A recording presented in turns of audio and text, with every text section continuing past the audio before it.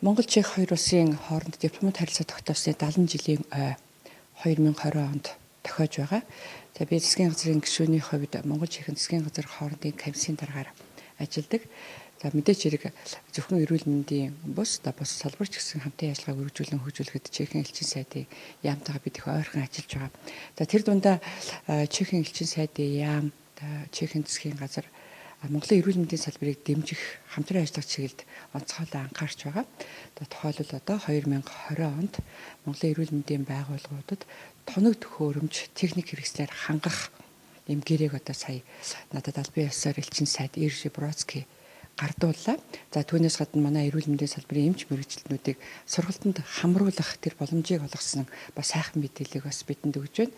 За түүнээс гадна Чехийн эрүүл мэндийн дэд сайд энэ 4-р сард Монгол улсад бас албан ёсоор айлчлах энэ сайхан мэдээллийг сая бид бас уулзалтаараа ярилцлаа. За түүнээс гадна 70 жилийн ойн хүрээнд хоёр улс тэр дундаа элчин сайдын яам, засгийн газрын хооронд хамтарч ажиллах юм төлөвлөгөөнийхөө асуудлаар бид санал солилцлоо.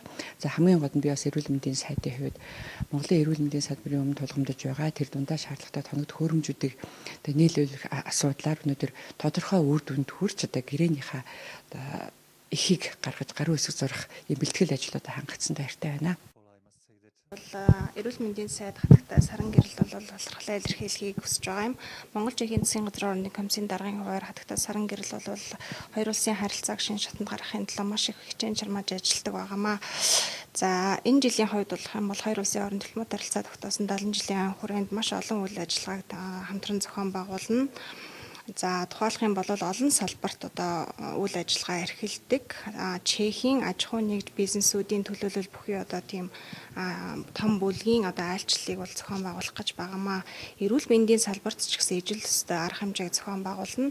За Чех улсын хувьд бол 1970-аад оноос эхлээд Монгол улсын хамгийн ууган эмнэлгийг одоо барьж байгуулж тоног төхөөрөмжөөр хангаж өгсөн одоо ийм улс байгаа. Түнчлэн зөвхөн одоо нэгдүгээр эмнэлэг гэлтгүү одоо бусад олон эмнэлэгт бол эмнэлгийн ор энтрийг бол одоо хандивлаж өгч исэн гэдгийг бас би тэмдэглэж хэлмээр байна. Дараагийн бас нэг үйл ажиллагаа гэх юм бол няран шарлагын үед хэрэглэгддэг фото эмчилгээний цэнхэр туяаны аппаратуудыг одоо Монгол улсын эмнэлгүүдэд одоо бид нар хандивлаж өгөхөөр одоо ингэж шийдвэрлсэн байгаа. Энэ бол шинэ тоног төхөөрөмжүүдийг одоо хурлсан байгаа. Түүнчлэн өнгөрсөн онд бас гаргасан Чехийн засгийн газрын нэг шийдвэр гэх юм бол Чех улсаас Монгол улсад эмнэлгийн тоног төхөөрөмж болон өвчтний орыг бол одоо буцалгүй тусламжийн хэлбэрээр олгохоор шийдвэрлсэн байгаа. За энэ шийдвэрийн дагуу яг үйл ажиллагаа маань энэ оны эхний хагас жилийн дотор одоо хэрэгжиж биелэлтэй болохоор одоо төлөвлөн ажиллаж байна.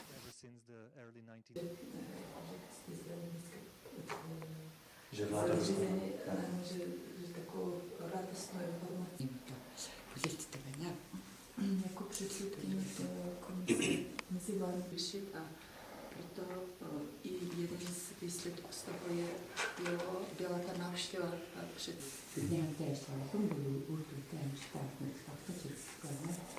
tak já jsem moc. Já velmi děkuji, paní ministryně, přeji vám šťastný nový rok a vám, že vy mě budete následovat v těch volbách a také budete pokračovat ve vaší funkci. Předat 5 smluvních dokumentů s jednotlivými nemocnicemi, které už jsou podepsány příslušnými.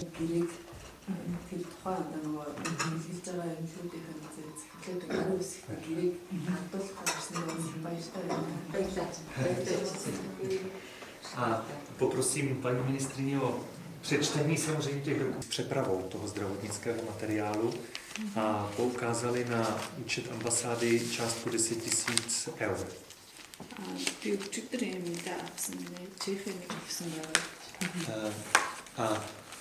Oni mi poslali kopii darovací smlouvy, kde pan velvyslanec Narambat se zavázal.